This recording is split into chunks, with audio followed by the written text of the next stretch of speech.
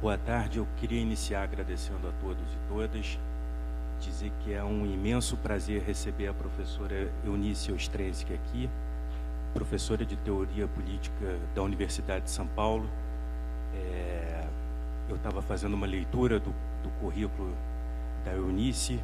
Ela tem experiência em filosofia política, na área de teoria política moderna, trabalha com os temas do liberalismo, republicanismo, da liberdade, da economia política. Eunice concluiu sua tese de doutorado em 2002 sobre as revoluções do poder sob a orientação do professor Renato Giannini. Em 1997, concluiu sua dissertação de mestrado sobre um autor que acho que é de nosso interesse comum, Thomas Hobbes, né? A obra política de Hobbes na Revolução de 1640. Eunice também contribuiu muito com traduções de diversos artigos, livros, como é o caso de Behemoth, ou O Longo Parlamento, né? Uma excelente tradução que eu tive a oportunidade de cotejar. E Eunice também vem desenvolvendo pesquisas sobre atores políticos, Constituição dos Estados na Inglaterra de 1647, 1697. É uma professora que trabalha sobretudo com a teoria política. Eu estou muito contente assim que essa área é também a minha área, e obviamente aqui o ciclo atende às mais diversas áreas, mas é uma alegria muito grande ter você aqui. E eu passo então a palavra para a Eunice.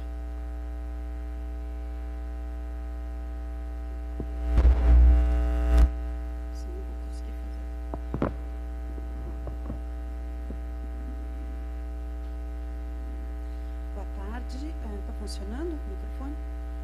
Fico muito feliz de estar aqui com vocês hoje, então agradeço o convite da instituição para que eu viesse, e em especial Pedro, que lembrou, enfim, das nossas afinidades teóricas, né? No momento em que nós estamos sentindo na área de teoria política que falta realmente nós nos agruparmos, né? Falta uma interlocução maior. Acho que uma área que está muito fragmentada, então é sempre bom saber que nós ainda temos muitas afinidades e que nós podemos explorar essas afinidades de diferentes maneiras, né? Seja por meio desses eventos, seja também organizando seminários em comum, trocando textos, lendo artigos uns dos outros, né? Eu tenho que, no entanto, confessar um certo desconforto, não por estar aqui exatamente, mas um certo desconforto que me aflige muitas vezes, né, estudando teoria política moderna, por pensar que talvez esses estudos que nós fazemos, e principalmente no meu caso, né, agora entrando num outro projeto de pesquisa, sejam um pouco delirantes num momento em que tudo parece ruir, né, ao nosso redor. Nós estamos lá lendo teoria política moderna, século XVI. Parece que é uma tentativa de fuga, né, para a Torre de Marfim, mas eu acho que the show must go on, né? Nós temos que continuar fazendo o que nós estamos fazendo. Eu não sou boa de fazer análise de conjuntura, então vou continuar fazendo isso mesmo. Quanto ao meu texto, né, o Pedro mencionou alguns trabalhos que eu fiz até agora, mas eu estou já há algum tempo, meu lado está desatualizado, já há algum tempo eu tenho me dedicado a um estudo bastante diverso desse que eu vim fazendo até agora. Talvez até uns 2 anos eu estivesse muito voltada ainda para questões que levam em conta o funcionamento das instituições, seja no século XVII, seja no século XVIII, seja no século XVI, né? Quais seriam os requisitos que garantiriam o bom funcionamento dessas instituições na sociedade, enfim, ou os momentos de crise, etc. Por coincidência, né, meu foco do estudo mudou, né, muito recentemente, talvez porque as instituições tenham sucumbido também, né, eu comecei a me interessar pelas paixões políticas, que, a meu ver, são um tema negligenciado pela ciência política, em geral, e pela teoria política, em particular.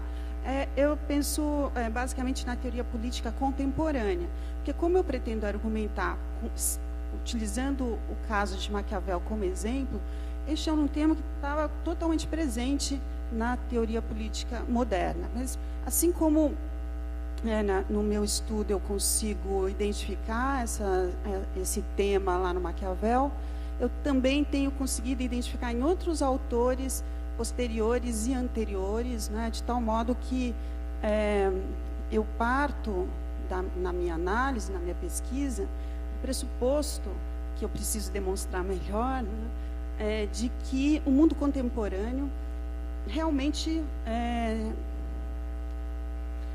varreu a questão das paixões políticas para debaixo do tapete, né. Eu tenho 2 exemplos, espero que a Sam não fique muito brava comigo agora.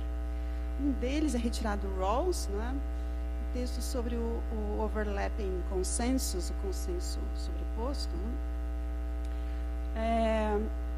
Nesse primeiro exemplo, eu observo, né, eu podia mostrar ali, mas eu me embananei um pouco, não vou conseguir. Né, mas, nesse primeiro exemplo, o que me chama a atenção nesse texto do Rawls, né, é a defesa da redução do conflito de valores para a manutenção do que ele chama de respeito mútuo. Né. Os conflitos irretratáveis deveriam ser, de certa maneira, superados, né, e tanto mais superados, quanto mais inclusivo fosse o consenso. Né. Ou seja, há uma relação direta entre redução dos conflitos e ampliação do consenso. Né. E o próprio Rawls diz nesse texto que os valores políticos podem não ser os mais importantes. Né, e que é preciso, nas nossas contendas, evitarmos, né, ele usa o termo avoidance, né, o método da evitação. Há uma necessidade de reconciliar a razão pública. Né? Então, a meu ver, aqui existe um pressuposto muito forte, né? Eu acho que ninguém vai negar isso, que é uma ideia de racionalidade transcendente, ou seja, um sujeito metafísico capaz de operar segundo fins que estão dados a priori. Esse exemplo, esse primeiro exemplo, como eu estava dizendo, supõe um tipo de racionalidade. Mas não me parece que essa racionalidade seja, digamos, apesar de tudo, né, a vitoriosa no campo. Existe um outro tipo de racionalidade, e aí vocês têm uma ideia de meu estômago é forte, né, que eu andei lendo recentemente. Um autor chamado Gary Becker, que desenvolveu uma coisa chamada economia comportamental, um texto de 1994, Human Capital. E ele descreve o ser humano como dotado de um capital que pode ser trocado como uma mercadoria. Portanto, o ser humano é ele próprio comercializável, capaz de se organizar de acordo com o mercado. Né? Todas as ações humanas, diz o Gary Becker, são realizadas tendo-se em vista certos fins e resultados. Né? A finalidade humana é a aquisição. Deixa isso, eu trouxe, depois eu posso até circular o texto com vocês, não estou exagerando, né?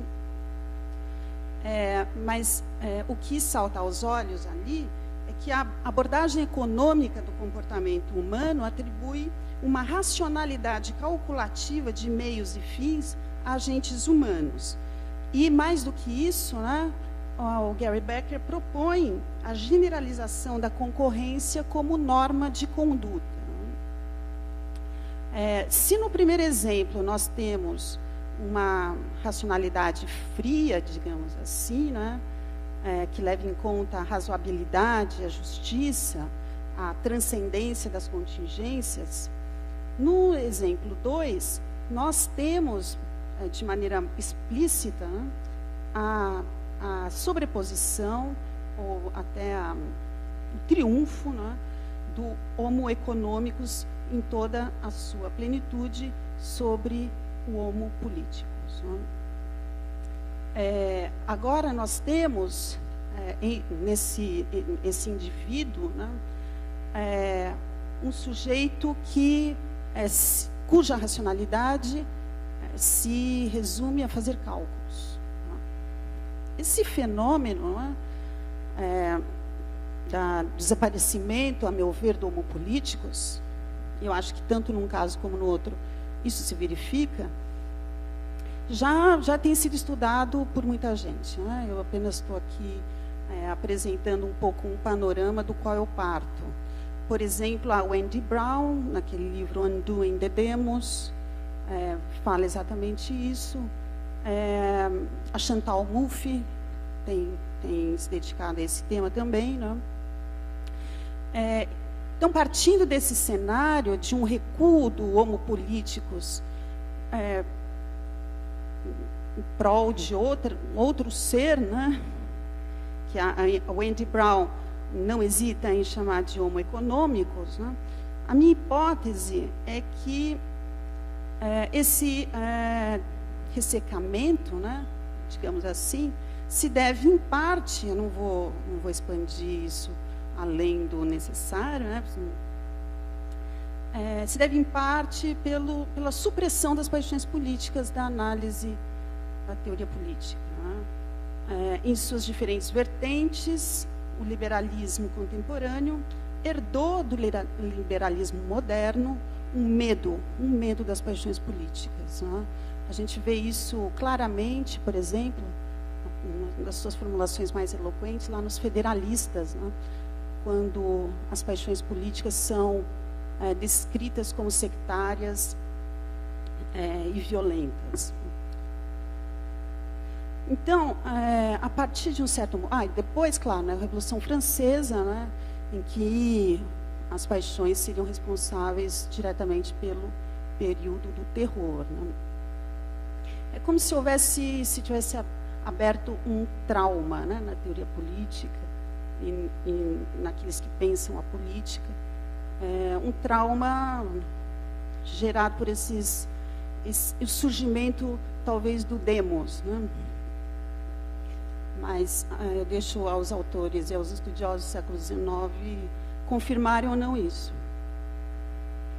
O que coincide com isso, né, não saberia dizer qual é a relação de causalidade, é que, ao mesmo tempo que as paixões somem da vida política, elas passam a ser relegadas à vida pessoal, à esfera privada. Por exemplo, agora, no mundo político, o que explica certos comportamentos é o interesse, não as paixões. Esse movimento, como assinalou o Pierre Force, num livro chamado Self-Interest Before Adam Smith, coincide com o nascimento da economia. Então, essa abordagem empobrecida das paixões, num certo sentido, não nos permite ver como animais políticos são animais patéticos. Né? E a minha pergunta que eu tenho tentado responder na minha pesquisa, é como essas paixões políticas estavam presentes até esse momento, né? Até esse momento lá no século XIX. Como os autores sentiam a necessidade, e é isso que eu tento investigar, né? De mobilizar afetos e paixões para contrapor outros afetos e paixões. Eu eu não tenho ainda nenhuma hipótese a esse respeito, então é um estudo ainda um pouco inicial, né? Eu tentei entender, em primeiro lugar, o que seria o pathos. Eu vou falar um pouco rapidamente sobre isso, né? Que vai me servir no decorrer da minha exposição, remontar um pouco a essa palavra que aparecia com muita frequência em dois tipos de manifestação, né? A religião popular e a tragédia. Era uma espécie de um acontecimento histórico no interior tanto das religiões populares como na tragédia, que indicava um sofrimento catastrófico, experimentado, na maior parte das vezes, por um homem ou por um Deus, muito mais excessivo do que o sofredor mereceria. Um exemplo, Édipo. Outro exemplo, Cristo, né? A paixão de Cristo. O pathos, traduzido para o latim, vira patio, passus, e preserva apenas em parte esse sentido de sofrimento catastrófico, né? Ele passa a significar o que acontece a alguém, o que uma pessoa pode suportar ou sofrer. Tem um certo sentido de passividade que ainda é mantido no latim, mas como depois eu comecei a estudar lá o Cícero, o Quintiliano, a retórica aderênio, né? Se tenta, ao mesmo tempo, não limitar o sentido do pathos a algo que é sofrido, né? Mas que conta também com a contribuição daquele que experimenta essa paixão. O que se mantém é a ideia de que, quando nós assistimos a um pathos, nós, espectadores, sentimos um efeito catártico, purgativo, né? No caso dos cristãos, quando veem a paixão de Cristo, quando leem a paixão de Cristo, sentem, né, ao ver aquele sofrimento desmedido, mas não imerecido, isso que é interessante, ou pelo menos não injusto, né? Ele precisou sofrer aquilo, ninguém vai acusar Deus de ter praticado uma injustiça em relação ao seu próprio filho, né? Mas quando nós vemos aquilo, nós sentimos, o que provoca em nós é a compaixão e a piedade, né? O Cícero, no De Oratore, diz que a maior compaixão que nós sentimos é instigada pela ruína dos virtuosos, né? E um dos seus seguidores, o Quintiliano, distingue, então, entre essas paixões violentas que nós experimentamos ao ver um sofrimento tão intenso, né, ao qual ele compara as tempestades e outras forças da natureza, ele distingue o pathos do ethos, que são as paixões calmas, moderadas e doces, né? Embora para Cícero o ethos signifique o caráter moral da pessoa que suscite as paixões, no caso, o orador, não é? Aquele que deseja conquistar o público. Ora, quem é capaz de produzir essas alterações? São alterações físicas, não é? O pathos provoca modificações que são sentidas na ação humana. Isso é importante enfatizar isso, porque é exatamente essa mesma concepção que vai aparecer mais lá na frente, por exemplo, com o Hobbes no Leviatã, né? Quem é capaz de mobilizando imagens e palavras, provocar uma modificação na ação humana, é o orador, ou o autor. E é por isso que eu fui estudar retórica, né? A retórica é o discurso que mobiliza as paixões e influencia a ação política. E é essencial no estudo da retórica, e para os oradores, o conhecimento das circunstâncias. Então, por mais que existam diferentes técnicas retóricas, estratégias de convencimento, né, o que realmente o orador deve conhecer que paixões mobilizar e com que intensidade, para quais fins. Então, ele deve fazer uma espécie de mapeamento do seu público, daquilo que ele pretende defender, se é adequado defender isso diante de tal público, como é que ele pode, se o público é conhecido por uma certa moderação, se convém apelar para as paixões intensas e por aí vai. De qualquer modo, se reconhece que as paixões mobilizadas, sejam ou não intensas, sejam elas doces ou fortes, o que domina os espaços de deliberação é o poder emocional. O Quintiliano chega mesmo a dizer que o orador deve ser capaz de pintar em palavras uma certa situação. Que está ruim?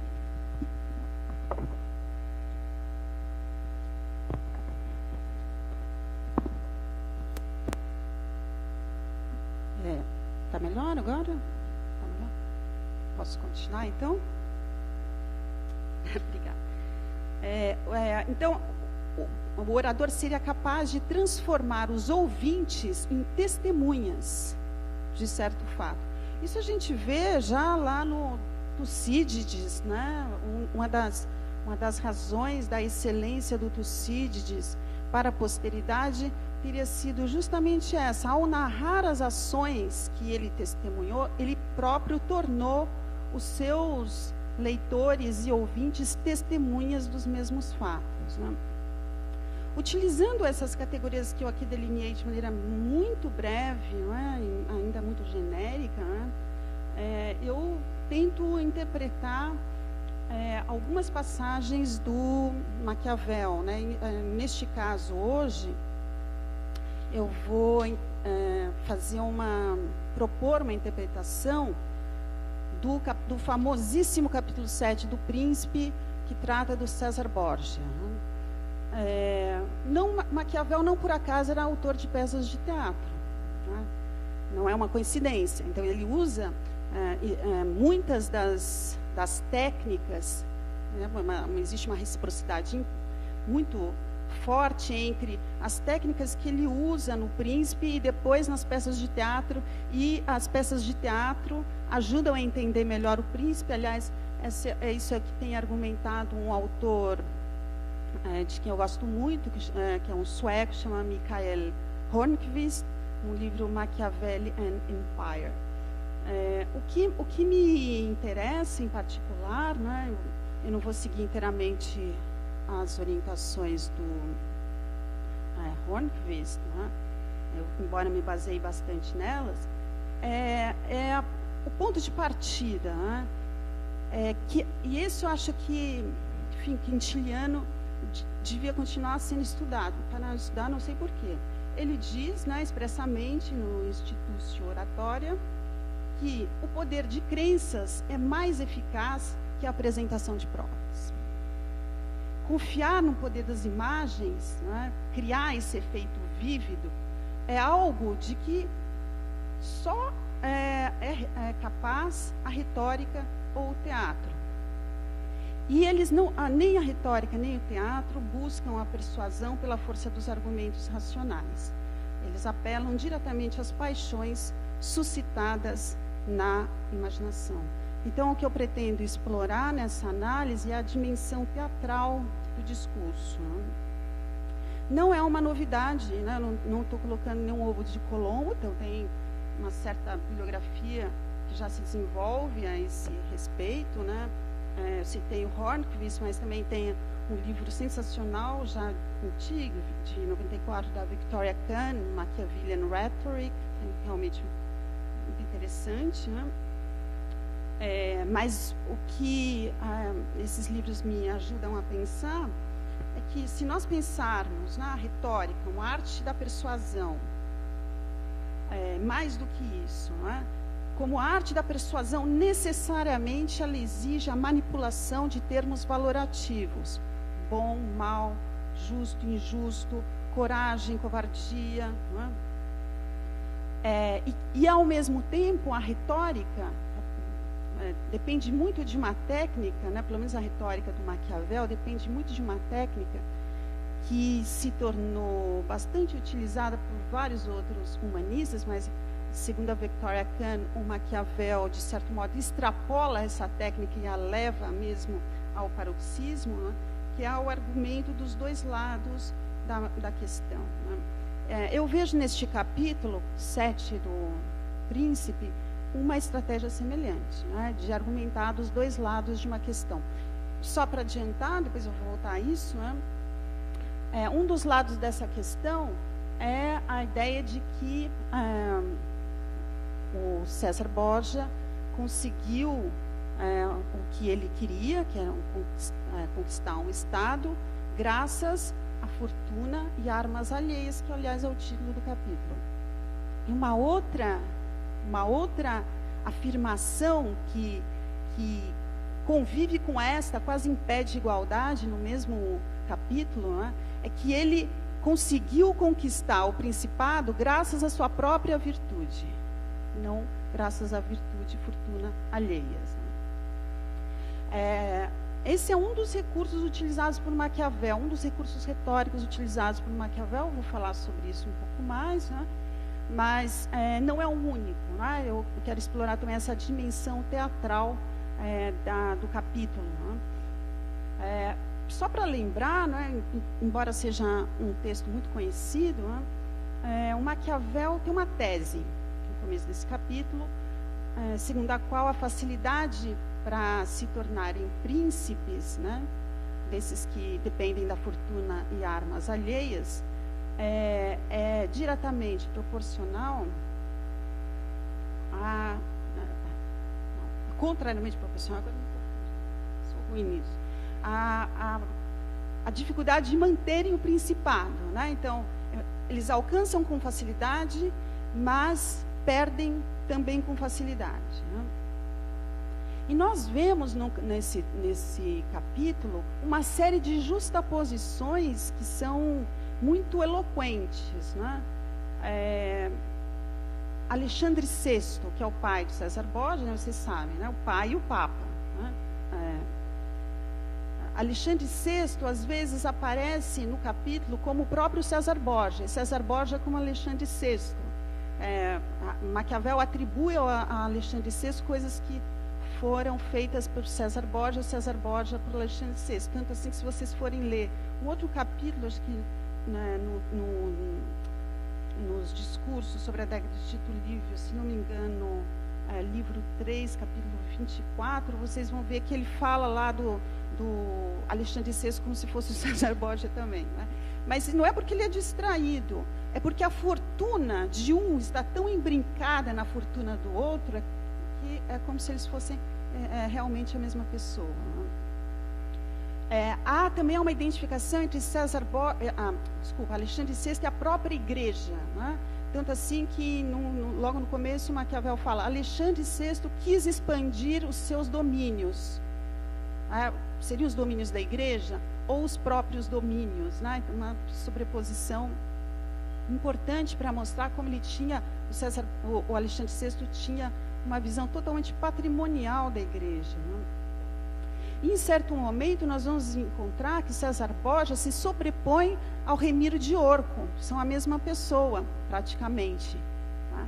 E, mais ainda, isso que é totalmente perturbador, né? Por isso que o capítulo, né, coloca uma série de armadilhas, César Borgia vai se confundir ao próprio Maquiavel. As vozes dele serão justapostas. Essa ideia de justaposição é muito importante retoricamente, né? Porque ela indica as semelhanças que existem entre pessoas que são distintas. Se uma é semelhante à outra, uma pode simular a outra, ou melhor, uma pode representar a outra.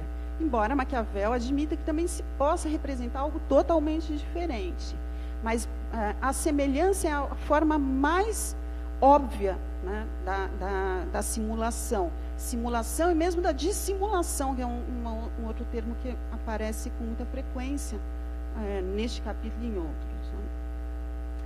Né? Então, quando nós uma vez que nós prestamos atenção, né, a isso, a gente pode passar para a narrativa mesmo, né, para a parte da narrativa. Eu vou pular a parte do Francesco Sforza, enfim, né, ela corrobora um pouco o que eu estou dizendo, mas precisaria fazer um desvio. Então, eu vou tentar resumir um pouco.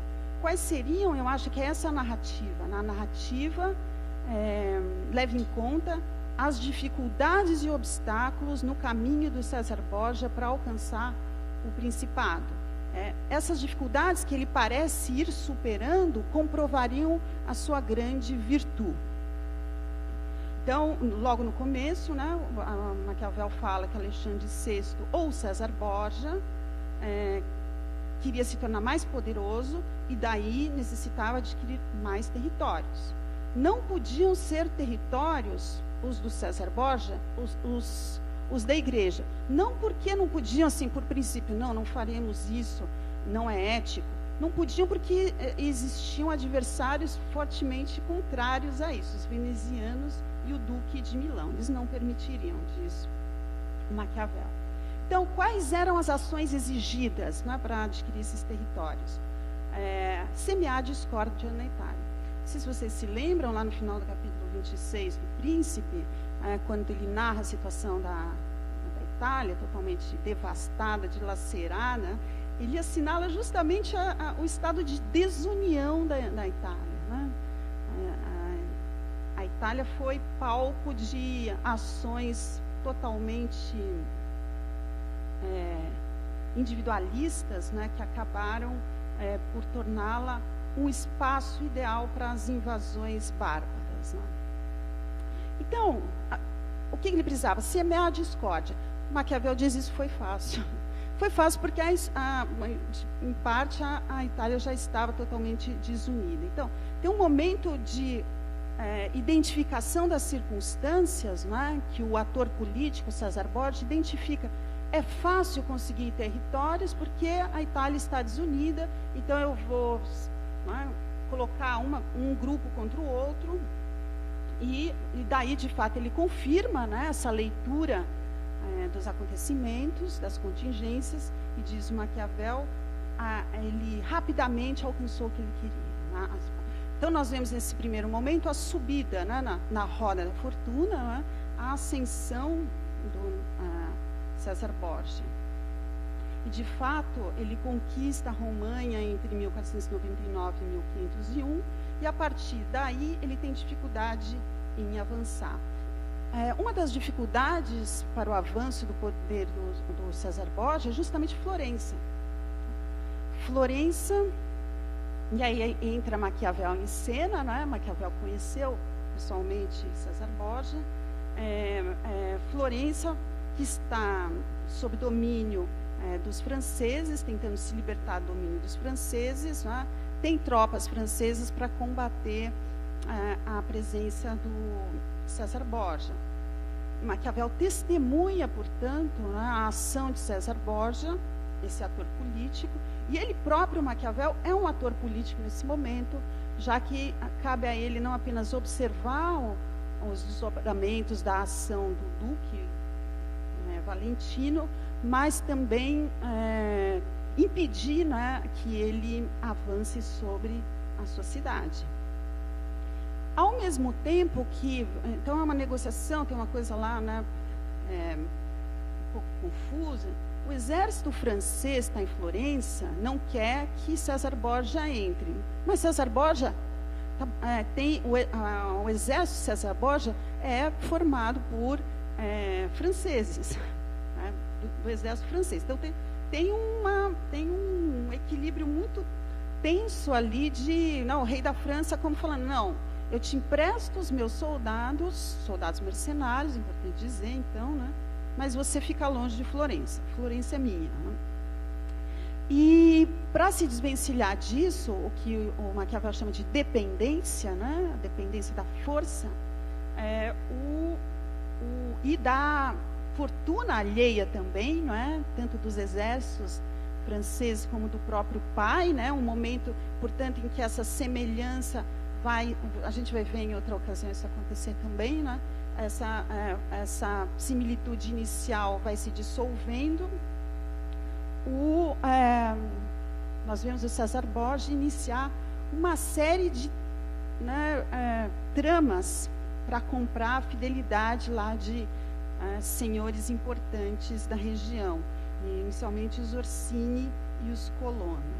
E ele compra, mas ele quer se livrar deles também. Então, ele se serve repetidamente de vários grupos, de pessoas, com a expectativa de que ele não será dependente deles. Mas o rei da França, percebendo essa movimentação, se dá conta de que ele foi enganado. Então, nós vemos nesse momento o ator político César Borgia,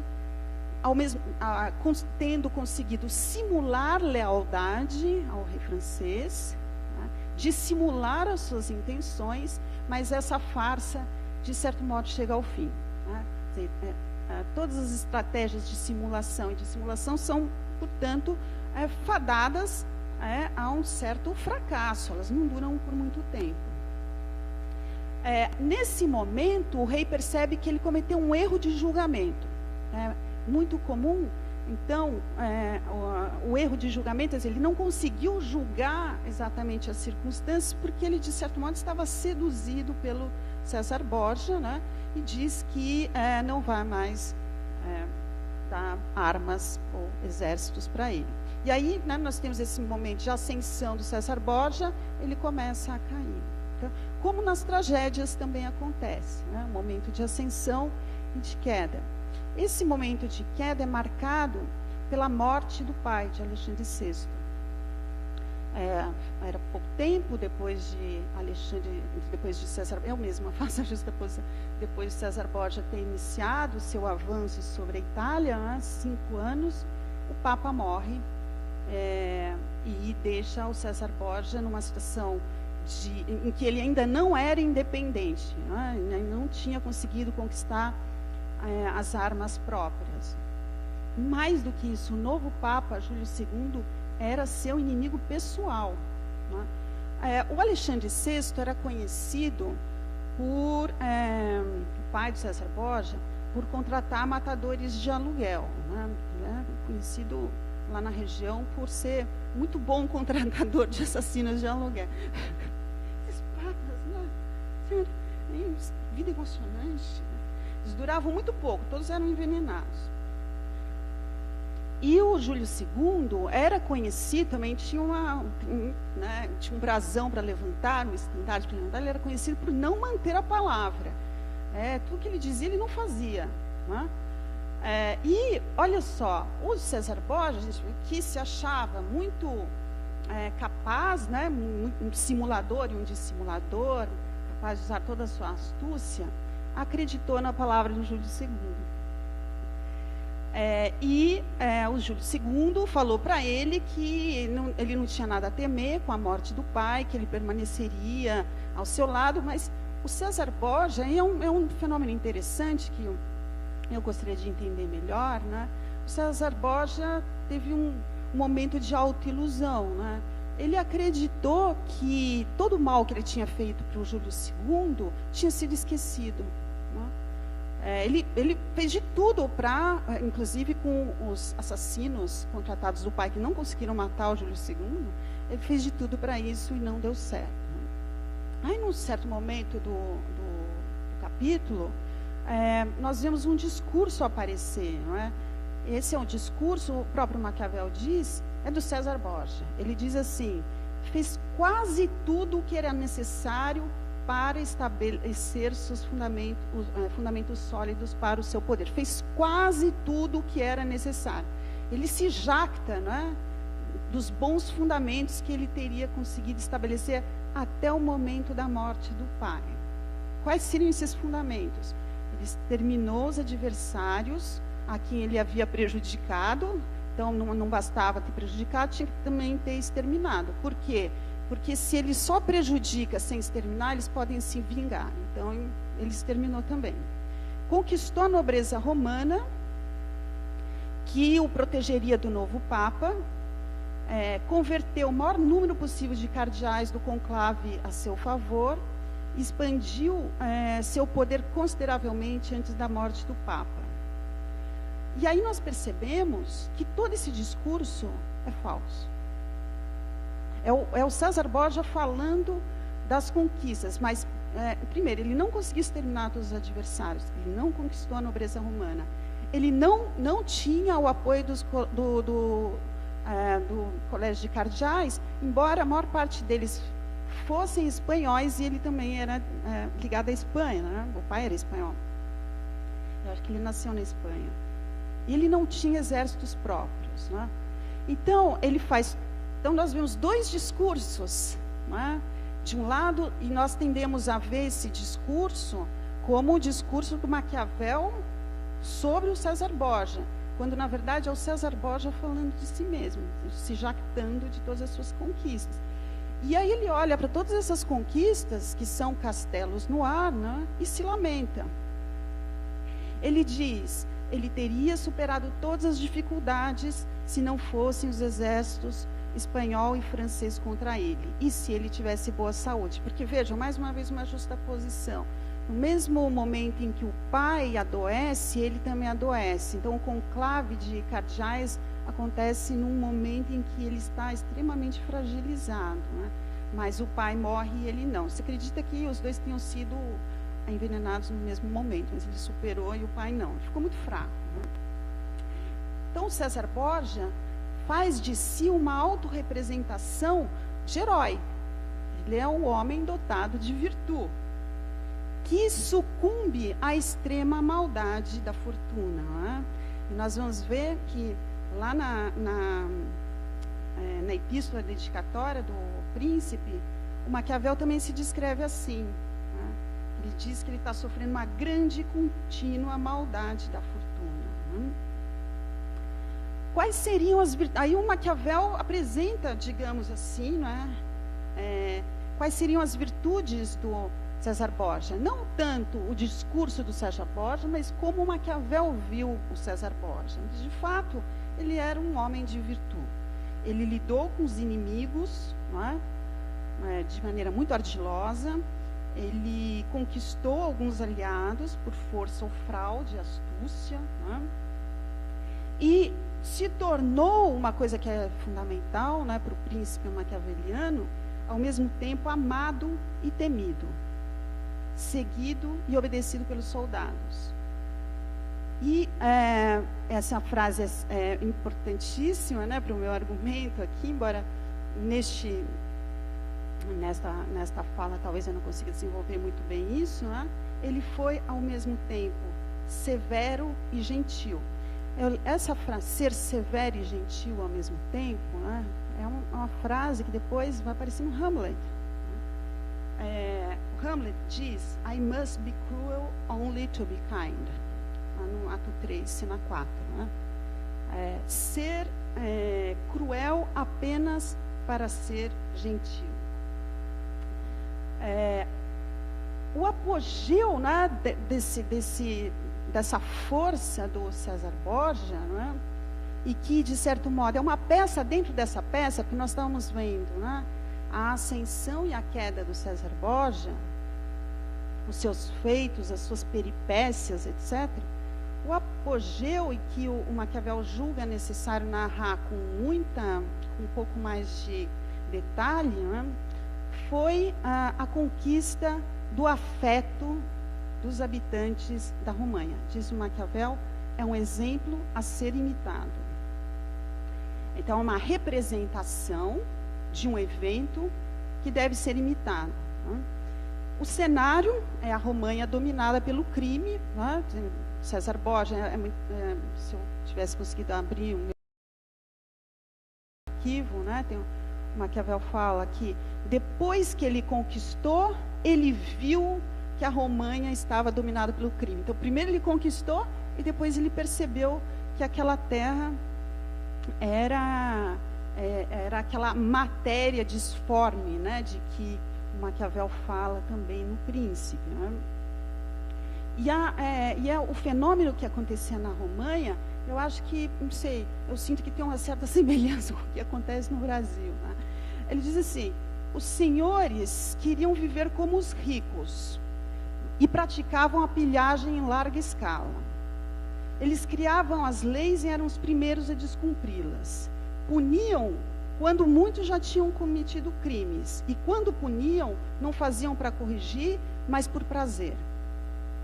Esse comportamento dissoluto dos senhores era seguido, também imitado, né, pelos mais de baixo. Então, a pilhagem era generalizada, violência e desordem, né? A ação dos superiores seguida de perto como uma imitação pelos inferiores. Então, a matéria inteiramente corrompida, tal como Maquiavel descreve lá nos discursos, nos capítulos 16 e 17. Então, esse é o cenário, né? Aí aparece o César Borgia e deseja a Romanha pacificada. Mais que isso, obediente. Então, o que ele faz nesse momento para tornar essa terra, essa matéria inteiramente, para dar forma a essa matéria inteiramente corrompida? Ele traz um espanhol também, o Remiro de Orco, que é descrito, né, como um homem enérgico e cruel, a quem o César Borgia confere plenos poderes. Esse é o momento, então, em que o César Borgia e o Remiro de Orco são semelhantes, né? O Remiro de Orco representa o César Borgia, né? Ele faz o que o César Borgia faria, mas ele não é o César Borgia, né? Ele é semelhante, né? O César Borgia, nesse momento, é o ator político e o autor também, porque ele diz para o Remiro de Orco o que ele tem que fazer, né? E Remiro de Orco, rapidamente, diz Maquiavel, restaurou a paz e a ordem, adquirindo um enorme prestígio. Nesse momento em que ele adquire um enorme prestígio, né, em que representa o César Borgia, se insinua no peito do César Borgia uma dor, né? Essa formidável reputação, esse prestígio enorme, esse poder, acabam levando o César Borgia a pensar que o Remiro de Orco pode ser objeto de ódio, e, portanto, ele também será objeto de ódio. E quando as pessoas odeiam, realmente odeiam, elas conspiram, né? Esse é o temor de César Borgia, as conspirações.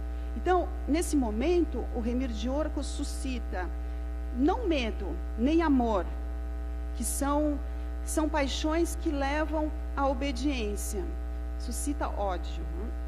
Então, o que faz o César Borgia para evitar ser odiado? Veja, não é o Remiro de Orco que é odiado, ele sabe que as pessoas identificam o Remiro de Orco a ele, né?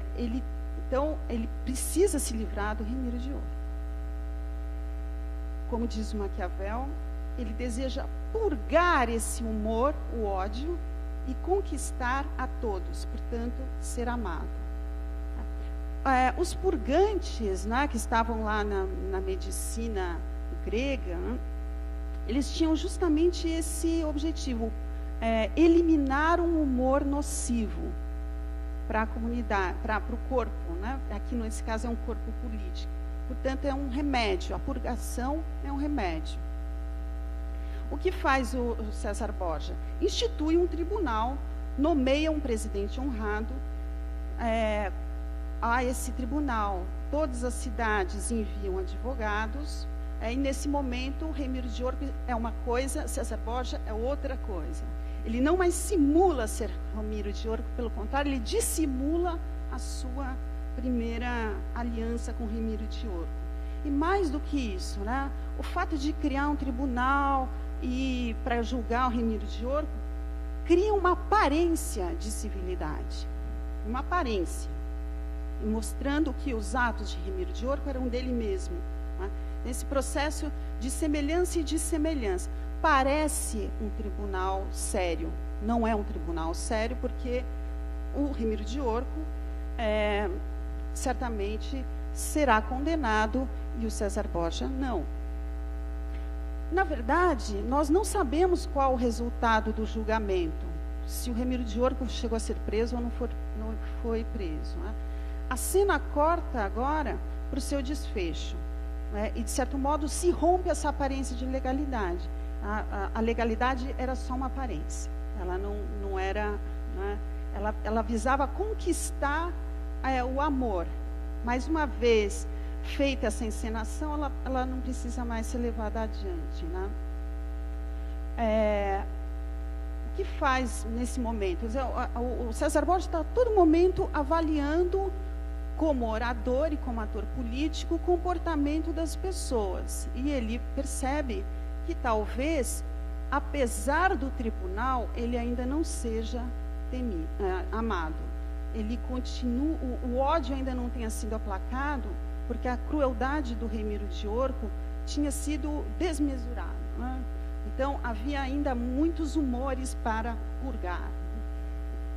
Então, diz o Maquiavel, né? Aproveitando a ocasião, que é uma característica dos homens de virtude, não é? Uma manhã, o duque fez Remiro de Orco aparecer em 2 pedaços na praça de Césena, com um bloco de madeira e uma espada ensanguentada. A ferocidade, ênfase, do espetáculo deixou o povo ao mesmo tempo satisfeito e estupefato. A ferocidade do espetáculo, né? A maneira mais eficaz de combater o ódio foi a ferocidade. Então, só se combateu o ódio com uma ferocidade mais intensa, né? Superior. Né? E mais do que isso, né? A violência aqui é um espetáculo. As ações públicas, não apenas as ações violentas, mas todas as ações públicas são espetacularizadas. Né? As ações políticas, no certo sentido, se passam, mesmo que nem todas as negociações sejam vistas, elas desembocam na praça, não é? Com esse espetáculo hediondo. Eu ia falar outra coisa, falei hediondo. E o que suscita em quem está vendo esse espetáculo? Que paixões são suscitadas nos observadores, na plateia? Satisfação e estupor, espanto, pasmo, assombro. Não é? Satisfação, ora, é o oposto de assombro, não é? É como se fosse uma fascinação e uma aversão. Então, são paixões aparentemente contraditórias, não é? Mas elas também podem ser complementares. Não é? A satisfação como aquilo que aquele sentimento que se tem quando se percebe que a justiça foi feita, né? Então, ou o justiçamento, né? De qualquer modo, o estupor não é, imobilidade, insensibilidade, e a satisfação é um contentamento. To be cruel, only to be kind. Para que foi tão cruel o nosso César Borgia? Para ser gentil, para deixar as pessoas satisfeitas. Indo além nessa cena final, né, nós temos a vítima em pedaços, o perpetrador que montou a encenação, o público, né, estupefato e satisfeito, os leitores, nós, e o narrador. O perpetrador tenta e consegue se distinguir da vítima, que em outros tempos fora também ela a perpetradora, né? Remiro de Orco. É importante lembrar isso, né? Porque nas tragédias antigas, o perpetrador tem sempre uma relação de parentesco com a vítima. Por exemplo, Édipo, Orestes, Medeia. O público, né? Aqueles que assistem ao patos de Remiro de Orco, é aquele que tem os sentimentos nocivos purgados, né, pela visão desse sofrimento. Né.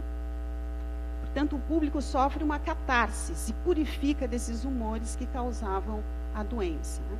É importante salientar aqui, eu estava falando da passividade, o público aqui não é passivo. Ele não está apenas sofrendo, né, sofrendo no sentido de experimentando essas paixões intensas. Ele quer sentir, ele quer ter essas paixões intensas. Ele quer que elas sejam suscitadas e, na sequência, aplacadas. Nesse sentido, portanto, o César Borja foi um excelente orador, não é? Ele montou uma peça de teatro muito eficaz, que atingiu o seu efeito. Não é? Mas nós não estamos diante de uma tragédia, pelo menos não de uma tragédia antiga. Não é? Eu estou tentando encontrar uma folha aqui, eu anotei uma coisa no verso.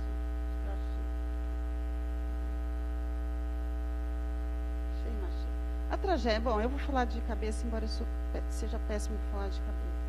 A tragédia antiga, lá na Poética do Aristóteles, né, visava, antes de mais nada, suscitar a piedade ou medo. Não foram essas as paixões suscitadas nessa tragédia. Né? E diz o Aristóteles, quais são as situações que suscitam esses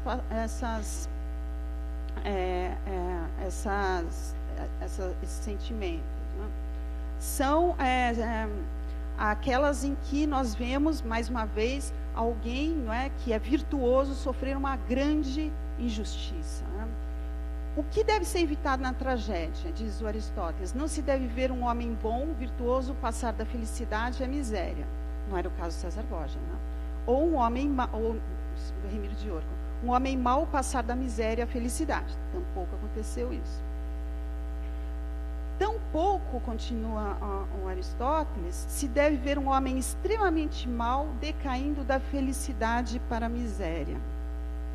Essa história pode suscitar o sentimento humano em nós, mas não nos suscitará a piedade ou o medo. A piedade é ocasionada por um imerecido infortúnio e o medo pelo infortúnio de alguém como nós, de modo que não haverá nada que inspire a piedade ou o medo na situação. Então, não é uma tragédia antiga, pelo menos não uma tragédia tal como Aristóteles a tinha visto. Não é? E mais do que isso, o desfecho não é injusto, porque Remiro de Orco não era inocente. Não é? Nós, não é, espectadores e leitores, quando lemos essa cena, não sentimos piedade por ele. Como diz o Maquiavel, nós sentimos espanto e satisfação. Né? E é importante notar que quando a população da Romanha vê esse espetáculo, né, como se estivesse num teatro, é como se como se ela estivesse, de certo modo, num ambiente seguro. Não é? Ela experimenta a vulnerabilidade, mas está num ambiente seguro. O problema é que a ferocidade da cena, e ela não é um teatro, então também tem uma dissociação disso, né? O pacto ficcional foi rompido. Ou seja, o que se diz ali é que, assim como o Remiro de Orco, qualquer um pode sofrer o mesmo desfecho. Então, embora, né, é uma satisfação instável, é um contentamento nervoso, né? E um estupor que pode se transformar em medo. É importante lembrar, não sei se vocês viram, né, recentemente na encenação A Paixão de Jesus Cristo, um lugar aí na Páscoa, uma pessoa entrou no palco, né, e bateu com um capacete num soldado romano.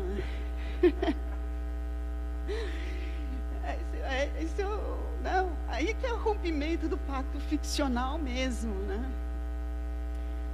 Mas depois de nós observarmos, né, tanto o perpetrador como a vítima e mesmo os espectadores, nós podemos lançar o foco sobre o narrador, né, Maquiavel. Né? Maquiavel parece deixar claro que César Borja não é o herói que sucumbe por suas virtudes, é o herói que sucumbe por depender da fortuna alheia. Né? E com isso ele assinala a precariedade da ação humana num mundo de constante movimento e instabilidade, num mundo das contingências. Né? Há quem diga que que o César Borgia é o modelo de príncipe de Maquiavel. O John Nahime, né, um historiador, tem textos muito bonitos sobre isso, ele fala, o príncipe, o livro é uma galeria de príncipes fracassados.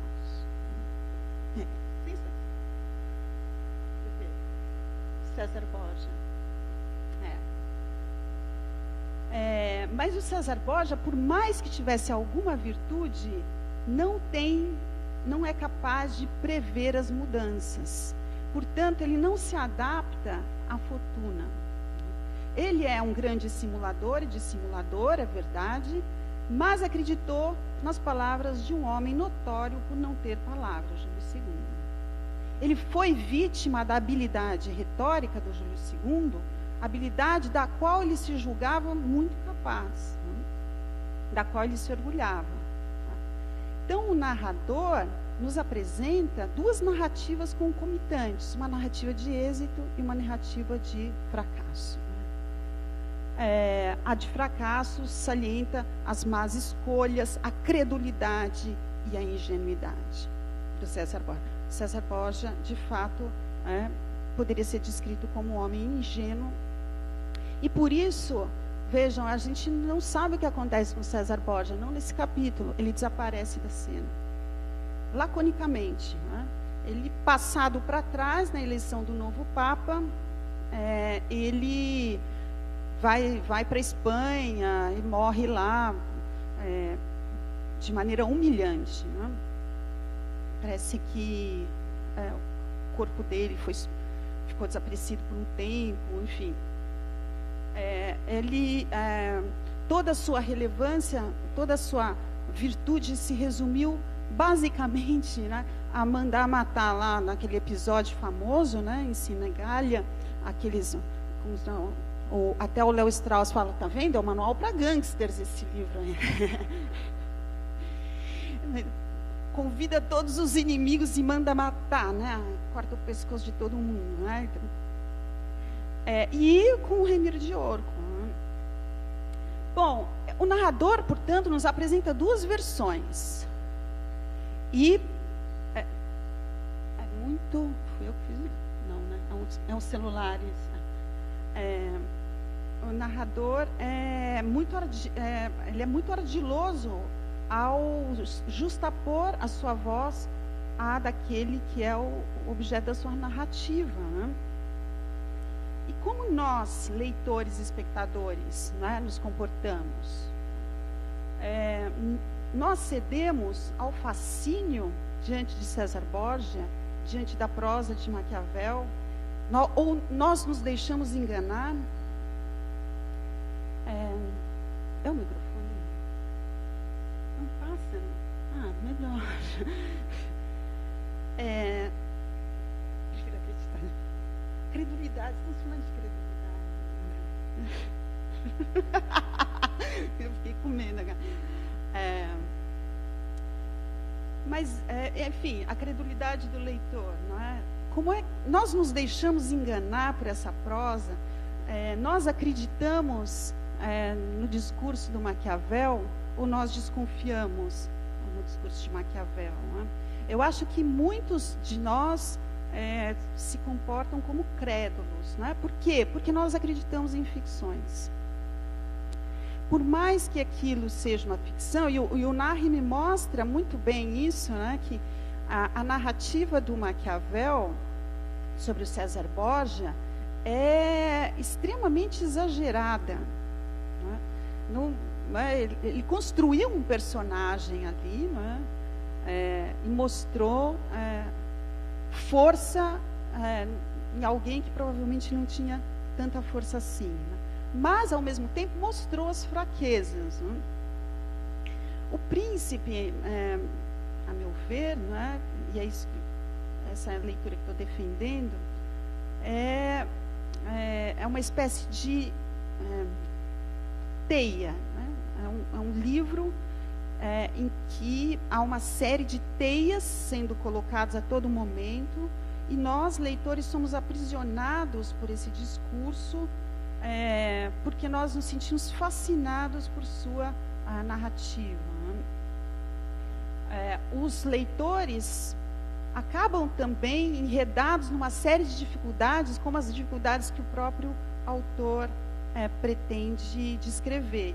E, mais do que isso, assim como os príncipes sucumbem, os leitores também sucumbem. Então, nesse momento, há uma justa posição entre nós e os príncipes, né, os leitores.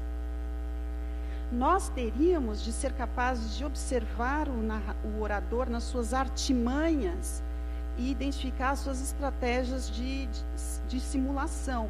Ou seja, nós teríamos que ser capazes de desmistificar os textos, desmistificar os autores, né? Observá-los na sua manipulação retórica por meios diretos e indiretos, né?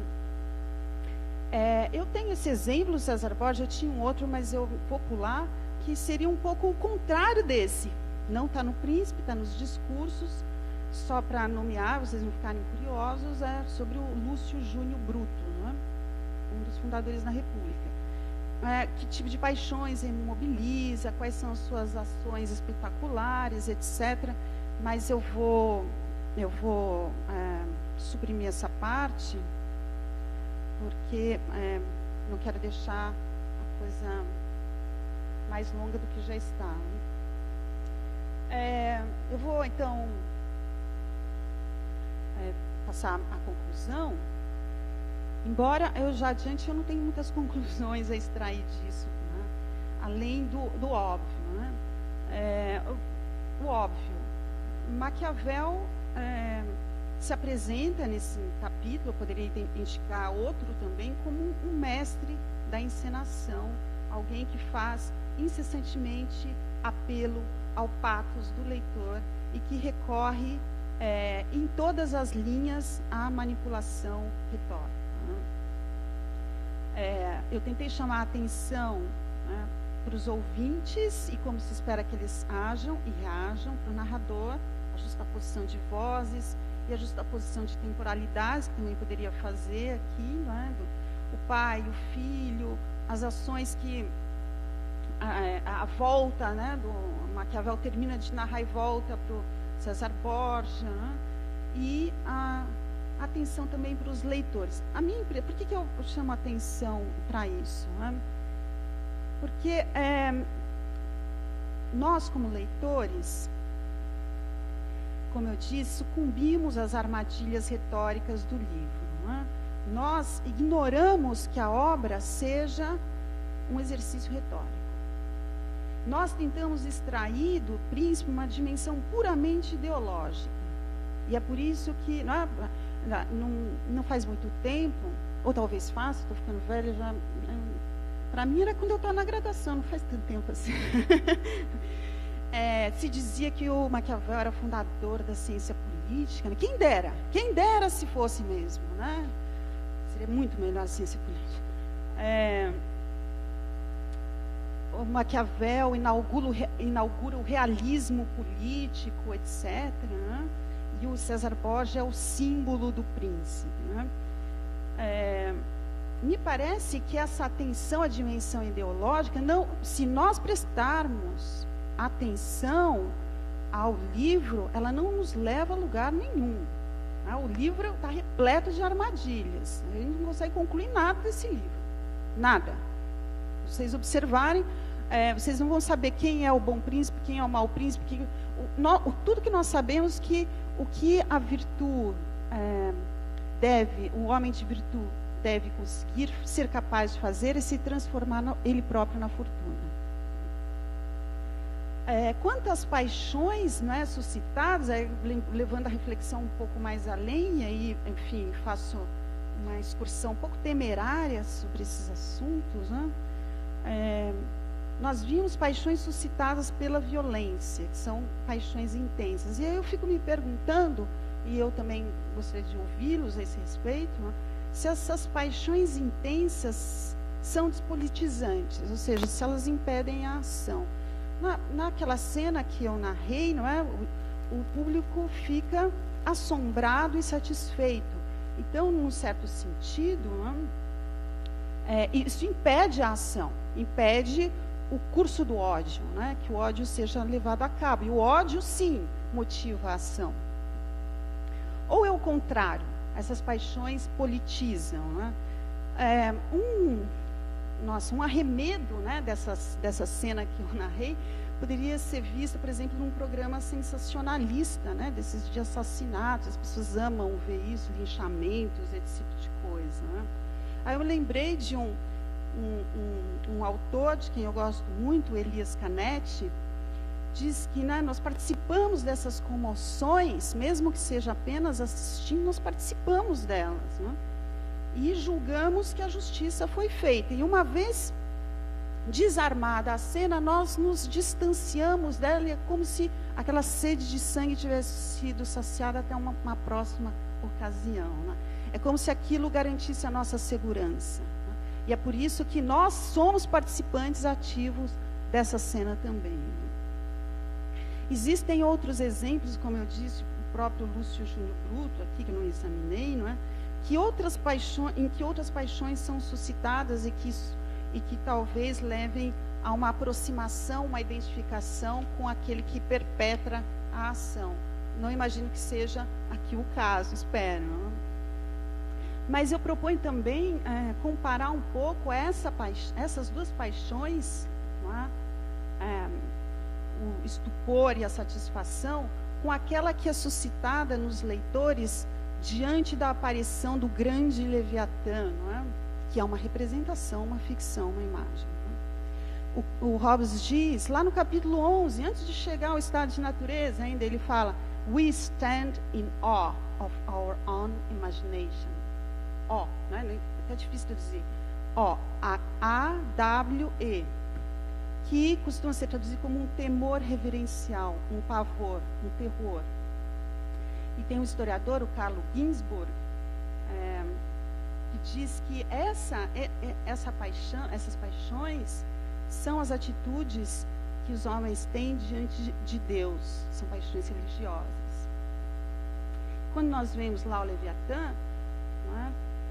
Nós somos aquilo e não somos. Nós reconhecemos e nos distanciamos. Nós criamos e nos submetemos à nossa própria criação. E é isso, não é? A pergunta que às vezes me tira o sono. Por que é que nós obedecemos? Não é? Isso nos lembra por que nós obedecemos. Não é? Porque, embora nós tenhamos medo, fomos nós que criamos. Há paixões que mobilizam e há as que paralisam, as que movem, as que levam à ação e as que nos fazem esperar uma nova intensidade lá sentados, né, nas nossas poltronas. Diante disso, alguém poderia perguntar: então não é melhor recorrer à razão, a essa razão fria, que nos tornaria menos volúveis e as nossas ações menos contingentes, não é? Me parece que essa aposta de que a razão impediria de nos tornarmos menos volúveis, menos violentos, menos contingentes, é uma suposição sem fundamento, é um mito. Estou lendo um livro de uma autora que se chama Mary Midley e fiquei muito satisfeita de ver que ela pensa exatamente a mesma coisa. A minha conclusão, né, é que não é possível entender o mundo político ou a natureza do que político, né, priorizando um suposto enfoque racional. É preciso reconhecer que há um conflito e que esse conflito não é solúvel. Esse conflito exige que as paixões sejam mobilizadas e ele próprio as mobiliza. Então, quando nós temos adversários políticos, não estou falando de adversários teóricos, né? É preciso combater o discurso apaixonado, provavelmente com outro discurso apaixonado. O apelo à razão é inócuo. E, ao mesmo tempo, né, reconhecer que essas forças antagônicas, a presença dessas forças antagônicas é inextirpável. Né? As fronteiras que as separam também são muito fluidas. Né? E por isso eu concordo com a Chantal Mouffe quando ela diz que é preciso mobilizar as paixões num sentido progressista. E não desmerecê-las, fingir que elas não estão ali, né, que elas são simplesmente nocivas. Como oradoras e atrizes políticas, nós precisamos conhecer as paixões políticas e saber como elas operam, para agirmos nós mesmos. Como observadoras e teóricas da política, nós precisamos conhecer as paixões para saber como agem os atores e como se modificam certos cursos de ação. Ignorar as paixões, a meu ver, é ignorar uma dimensão fundamental da ação humana. Então, é nisso que eu tenho investido os meus pensamentos e a minha energia, sem muito... As minhas paixões, exatamente, porque não é disso também que se trata. Obrigada, gente.